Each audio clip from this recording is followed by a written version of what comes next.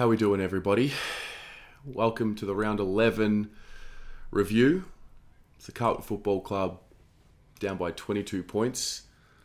11 goals 12, 78 to 15 goals 10, 100 to the great Sydney Swans. Just getting really, really repetitive now. It's getting really repetitive, and yesterday was like a darkness.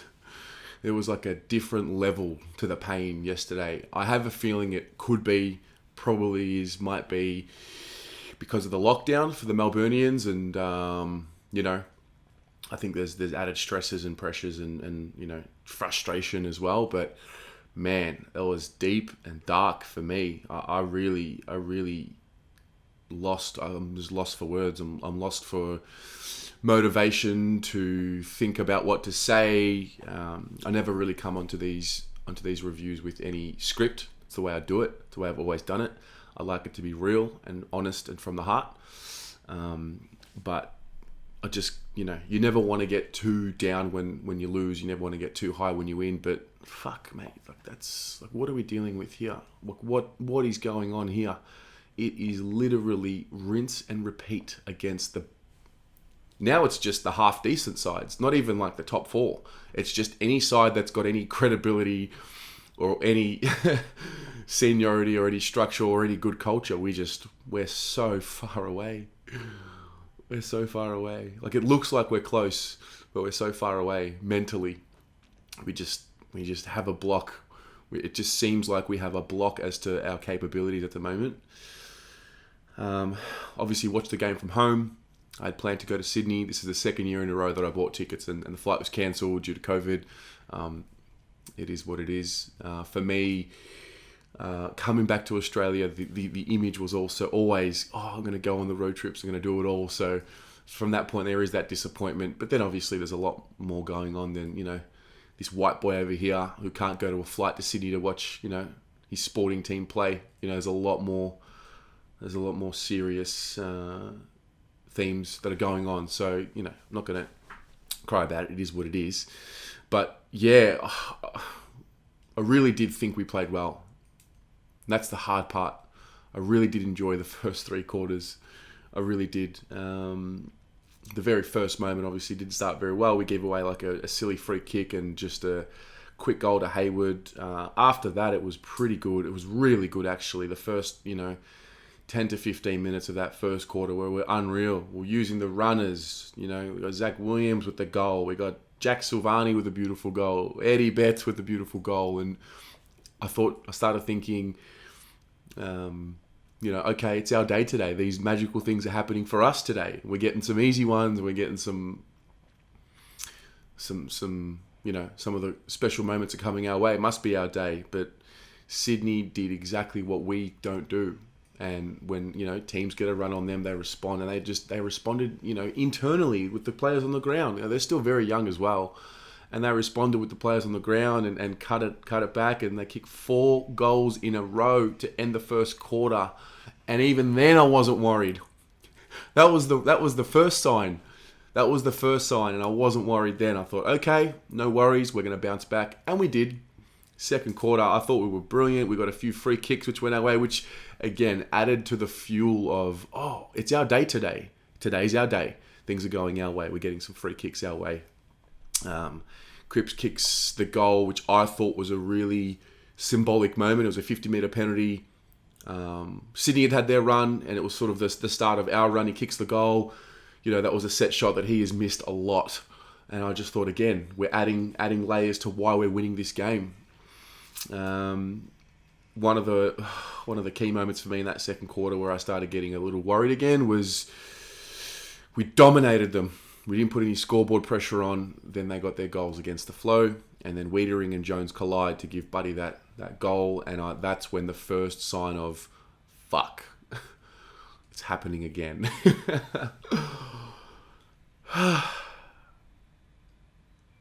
Then Heaney kicks a goal against the flow. Then Buddy kicks another one. And then halftime comes and I start thinking, oh, I don't know. I still thought clearly I thought we were in the game. I was really impressed with the grit and the determination. And I understand we didn't take the most of our opportunities. And I was tuning in and out of the game stream, and people were really angry that we, conceded the red time goals in the first quarter and let the Swans back in that second quarter after we had dominance. But I still thought, like, okay, it's just a good game of football, where we're up and about. They're a good team. They're not going to just lie down and let us just win. And I'm okay with the arm wrestle. Third quarter, it was just an arm wrestle again. There were some important moments. I thought that the players flying the flag for Jacob Wiedering with 16 minutes to go, that was a symbolic moment of unity. So again, I'm seeing signs of ticks along the way. These are the ticks I'm seeing along the way. Cripps steps up to the occasion. That snap, I thought, okay, fantastic. Look at this. This is a real growth. I'm seeing the growth. I'm seeing it. Here it is. There's the improvement. Tom de Koning kicks a goal against the flow. A crucial error on the umpire's end was when Newman was slung with 4 minutes to go in the third. He was completely slung after the ball entered our defensive 50. The ball trickles out to Heaney. Goal. Yes, you can blame the umpire for not seeing it. I even thought Jack Silvani was held a little earlier than that, but there was a clear directive to put the whistles away. And anyway, Sydney get that goal, and then I start thinking, okay, we're well and truly in this. 3/4 time came, and I was happy that we were really. It was like a finals type atmosphere in a sense, because they're a good side, Sydney, a good club, not just a good side. And I thought, all right, Teague's going to come in. He's just going to remind them, boys, this is the opportunity. This is what you do pre-seasons for. This is it right here. You're in the game. We're away. Your families are locked down in Victoria for the most part. The players, and I'm going to talk about it in a minute. They carry a lot. They carry a lot of responsibility. They are, they're the face of the club. Their actions dictate our behaviours, but really, like, the club are what's responsible. But anyway. Big moment, big quarter, 25, 30 minutes to go. And then it happens again. And then it happens again. And we're sitting here talking about it again. They just shat the bed. It got to winning time and they didn't, like, the running stopped. The running from defense to offense stopped. The running from offense to defense stopped. And it happened again. I saw 2 passages of play where I saw runners streaming forward and getting the ball and whatnot. It was Cottrell, who I thought had a poor day, but there was like a 1-2, 1-2, then a kick inside 50 to Harry, who missed. And then there was Sam Doherty, who was streaming forward with about 2 minutes 38 to go. And then that sinking, empty, numb feeling returned. And then it's just like, here we go again. Here we fucking go again. It's the same thing. It's the same loss. It's literally the same fucking loss. Nothing has changed, And then it's like, then we go into coaches, coaching, assistants, leaders, club, salary cap, Mick, the whole lot. The whole lot, looking for a reason. The fan, I'm going to be honest with you, fan cams went for long, 2 hours. I've generally had a directive to want to do it for about an hour and 10, 20 max. I couldn't get off. I couldn't get off last night. It distracted me in a way from the pain. And when I eventually got off the fan cams, I lied on the floor, had the foam roller, and my housemate was talking to me, and I just couldn't fucking get it out of my head. I can't. I struggled to sleep. I really questioned, like, what. It's getting to the point where I'm asking, like, why am I caring? Why do I care so much? Why do we care so much when seemingly they don't? They being the club. I feel for the players. I feel fatigue. I feel for the players because they play this sport. I don't know what they're motivated by. Are they motivated by the fact that they've got security in a job? Is it just a job for them that they get paid for? Or do they have a want and a will to leave a legacy behind? Do they understand the care factor that the fans have about the club? I don't know. But they carry the burden because they have to go out and carry the burden of poor decisions from the football club from the past that are haunting us now. All the criticism that they cop, the standards that are the environment and the standards that are set there.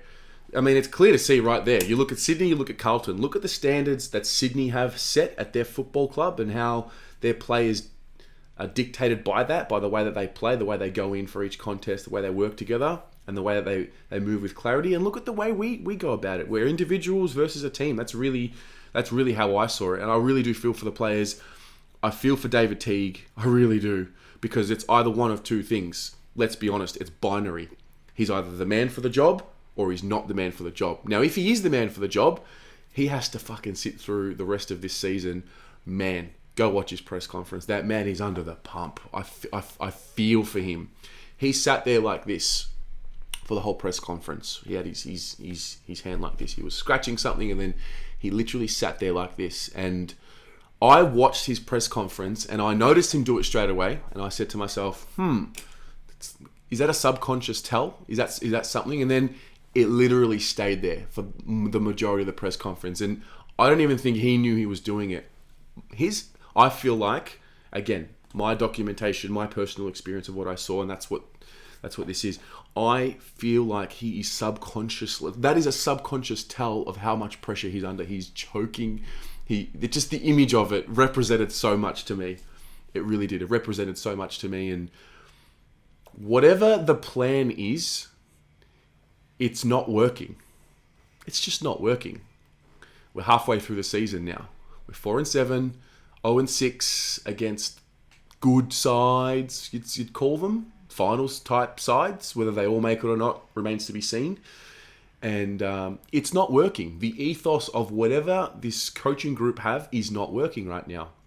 And, the conversations are now moving already to the kids and the future. And selection was the big issue last night on the fan cams as the reaction. Levi Casbolt coming in, Jack Martin coming in. Jack Martin coming in, we heard the quotes. He clearly wasn't 100% fit, but, it was an important game for Jack Martin. And it just begs the question, what is important? I've got a book here.